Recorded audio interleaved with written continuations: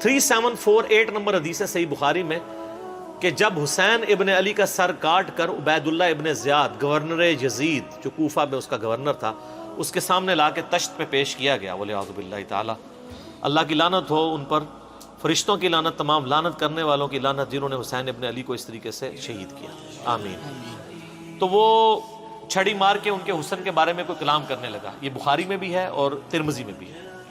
تو انس ابن مالک وہاں کھڑے ہوئے تھے تو وہ تڑپ اٹھے، تو انہوں نے کہا کہ نبی علیہ السلام کے سب سے زیادہ ہم شکل حسین ابن علی تھے، اور بخاری کے الفاظ ہیں 3748، اس وقت حسین علیہ السلام کی داڑھی اور سر میں وسمے سے رنگا گیا تھا، یعنی کالا خضاب لگا ہوا تھا۔ کالا خضاب لگا سکتے ہیں، اس پہ میرا کلپ بھی ریکارڈڈ موجود ہے، لیکن 70 80 90 سال کا بابا نہ لگائے، چھوٹی عمر تک 50 55 تک، اللہ سے ایک ٹاپک ہے۔ بہرحال اس میں بھی موجود ہے کہ وہ انس ابن مالک وہاں کھڑے تھے، اس کے سے لوگ سمجھتے ہیں شاید سنان بن انس ان کا بیٹا ہوگا، اور انس بن مالک نے ساتھ ہو کے کام کرایا، ساتھ ہو کے کرایا ہوتا تو وہ عبید اللہ کو ڈانٹتے تو نا کہ تو کیا کر رہا ہے، چھڑی مار رہا ہے۔ باقی لڑ تو سکتے نہیں تھے۔ انس بن مالک کی اس وقت عمر 100+ تھی، یا 100+ تو نہیں ہوگی، آلموسٹ آپ سمجھ لیں 60+ تھی، کیونکہ 93 ہجری میں فوت ہوئے ہیں، 110 سال کی عمر میں 70 کے ہوں گے آلموسٹ اس وقت۔ تو بیچارے دل میں ہی اس کو برائی کو برا سمجھ سکتے تھے، جتنا وہ کر سکتے تھے وہ کر دیا، ادروائز تو وہ مروا دیتے تھے۔ سنان بن انس بن مالک کا بیٹا نہیں ہے۔ رہا عمر ابن سعد جو 22,000 کا لشکر لے کے کربلا میں آیا تھا حسین ابن علی کے مقابلے پہ، وہ سعد ابن ابی وقاص کا بیٹا تھا۔ اور آپ دیکھیں عجیب بدقسمتی اس شخص کی کہ سعد ابن ابی وقاص نے ہی وہ پرشین امپائر گرائی ہوئی ہے، عراق، ایران، یہ کوفہ، یہ سارا حضرت سعد نے فتح کیا ہوا ہے، عشرہ مبشرہ میں سے ہیں۔ اور مولا علی کا قول ہے بخاری اور مسلم دونوں میں کہ میں نے اپنے کانوں سے صرف ایک شخص کے بارے میں رسول اللہ سے سنا ہے کہ میرے ماں باپ اس پہ قربان، اور وہ سعد ابن ابی وقاص ہے۔ ان کا نام ہے سعد ابن مالک، ابی وقاص ان کے باپ مالک کی کنیت تھی، یہ دونوں نام ایک ہی صحابی ہے، سعد ابن ابی وقاص۔ مولا علی جن کے بارے میں کہہ رہے ہیں کہ ان پہ نبی علیہ السلام نے اپنے ماں باپ جمع کیے ہوئے ہیں، اور نبی علیہ السلام کے رشتے میں معمول رکھتے تھے۔ 10 جنتی خوش نصیب صحابہ میں سے، اور بدری اصحاب میں سب سے آخر میں یہ فوت ہوئے ہیں حضرت معاویہ رضی اللہ تعالیٰ کے دور میں 56 ہجری میں۔ ان کے بعد کوئی بدری صحابی دنیا میں نہیں رہا تھا، بدری صحابی ایک بہت بڑا ٹائٹل تھا، یہ سب سے آخر میں فوت ہوئے۔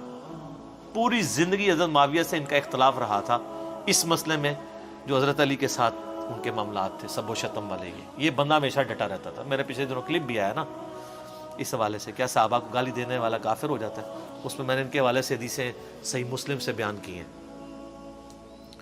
ان کا بیٹا تھا عمر ابن سعد، جس کو رے کی حکمرانی کی لالچ دی تھی۔ رے پورا ایریا تھا، ایران، عراق، افغانستان، یہ پورے ایریا کو رے کہا جاتا تھا اس زمانے میں۔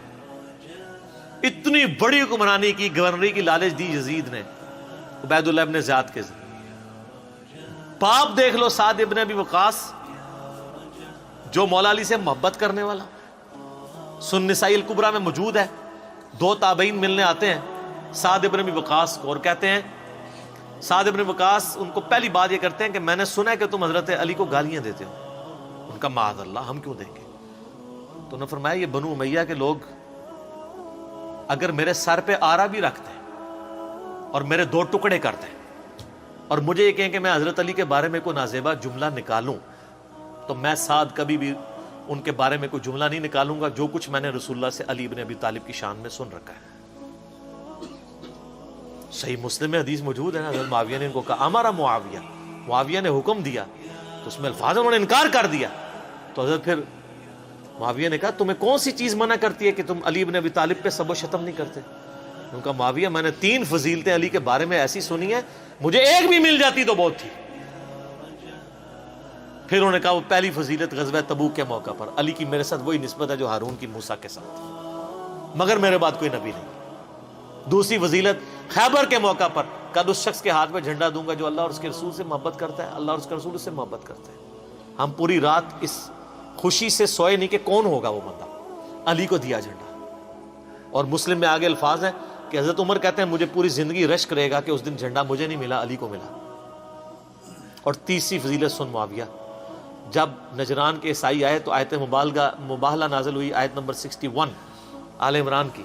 تو نبی علیہ السلام اپنے بچوں میں سے حسن و حسین، فاطمہ اور حضرت علی کو لے کے اور کہا اللہ میرے یہ اہل بیت ہیں. یہ تینوں فضیلتیں. اور ابن ماجہ میں ایک چوتھی فضیلت بھی ہے کہ آپ نے غدیر خم پہ فرمایا تھا من کنت مولاہ فہذا علی مولاہ.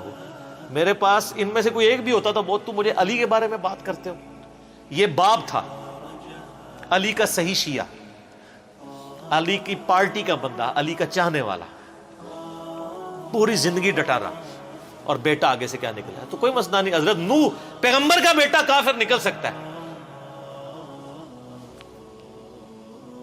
تو حضرت سعد کا کیا مقام ہے حضرت نوح کے مقابلے پہ؟ یہ بیٹا تھا عمر ابن سعد، اور اس کے جو لچھن ہیں وہ شروع سے ہی برے تھے. آپ مسلم شریف اٹھائیں نا، مسلم شریف میں بالکل اینڈ پہ نا آپ کو ایک چیپٹر ملے گا کتاب الزہد، دنیا سے نفرت پیدا کرنے والی حدیث ہے. اس میں انٹرنیشنل نمبر کے مطابق ایک حدیث ہے، یہ میں چونکہ مجھے یاد اس لیے میں نے کافی لوگوں کو بتائی ہے، 7432 صحیح مسلم میں. ابھی یہ کربلا ہوئی نہیں ہے، کچھ بھی نہیں ہوا. حضرت سعد ابن وقاص بھی زندہ ہے. تو سعد ابن ابی وقاص اپنے کھیتوں میں ہل چلا رہے ہوتے ہیں یا وہ بیج والا کام کر رہے ہوتے ہیں، تو ان کے ساتھی کہتے ہیں اتنے میں ان کا بیٹا سامنے سے آتا ہے. تو حضرت سعد جب اپنے بیٹے کو دیکھتے ہیں عمر ابن سعد کو، تو کہتے ہیں اے اللہ اس سوار کے شر سے میں تیری پناہ میں آتا ہوں. حضرت سعد کو پتا تھا اس بچے نے کیا کام ڈالنے ہیں. وہ اپنی زندگی میں اسی بیٹے کے شر سے اللہ کی پناہ مانگا کرتے تھے. کہتے ہیں جب وہ قریب آیا تو آتے اس نے کہا ابا جی لوگوں نے تو حکومت بانٹ دی، کوئی گورنر بن گیا، کوئی بن گیا، تسی ایتھے بیٹھے جناب حلوائی پہ کر دیو. ہائے ہائے ہائے. تو حضرت سعد ابن وقاص نے اس کے عمر ابن سعد کے نا سینے پہ نا گھونسا مارا اور کہا کہ اللہ تعالیٰ کو پرہیزگار بندہ پسند ہے جو گمنامی کی زندگی میں مر جائے، جسے کوئی جانتا نہ ہو. تو یعنی وہ انہوں نے ایک گوشہ نشینی کی زندگی اختیار کر لی تھی. تو ان کو پہلے ہی لیکن اس نے اپنے باپ کی نصیحت نہیں پکڑی. یہ پھر یزید کی لالچ میں آ گیا، اور پھر آپ دیکھ لیں جو کچھ اس نے آج تک لوگ لانتے بھیج رہے ہیں. باپ کو لوگ رضی اللہ عنہ کہہ رہے ہیں. آپ شیعہ سے پوچھ لیں سعد ابن وقاص کی کتنی وہ عزت کرتے ہیں. میں ابھی کل ایک کلپ وہ ایک شیعہ عالم تھے سید جواد نقوی صاحب کا سن رہا تھا، تو وہ اتنی تعریفی کلمات کہہ رہے تھے اور بتا رہے تھے کہ بھئی بیٹا یہ نکلا اور باپ کو دیکھیں، باپ نے ایران فتح کیا تھا، دوسری بڑی سپر پاور گرائی تھی، اور بیٹا آگے سے کیا نکلا. اچھا آپ دیکھ لیں کہ دین ایفرٹ کا نام ہے. یہ نہیں ہے کہ یہ وراثت میں ٹرانسفر ہو. انبیاء کی وراثت میں ٹرانسفر نہیں ہوئی ہے تو اور کس میں ہونی ہے؟ تو اس لیے ہم قطعاً نہیں کرتے، اور اہل سنت کے ہاں کوئی بھی نہیں ہے. مفتی منیب صاحب نے اگلے دنوں ایک مس ہینڈل کیا تھا معاملہ، تو پھر بعد میں پورا پرچہ پڑھ کے سنایا انہوں نے. اس پرچے میں تو آلموسٹ انہوں نے یزید کو کافر ہی کہہ دیا ہے، اور پہلے کہہ رہے تھے کہ جی وہ یہ پتہ نہیں کیا، مطلب یہ لوگ ان کے مفادات ہوتے ہیں اپنے. بہرحال جب ان کے سر پہ پڑتی ہے پھر یہ صحیح بات کہتے ہیں، جب سر پہ نہیں پڑتی پھر اور باتیں کرتے ہیں فیم حاصل کرنے کے لیے. الٹا بدنامی ہوتی ہے. ٹھیک ہو گئی.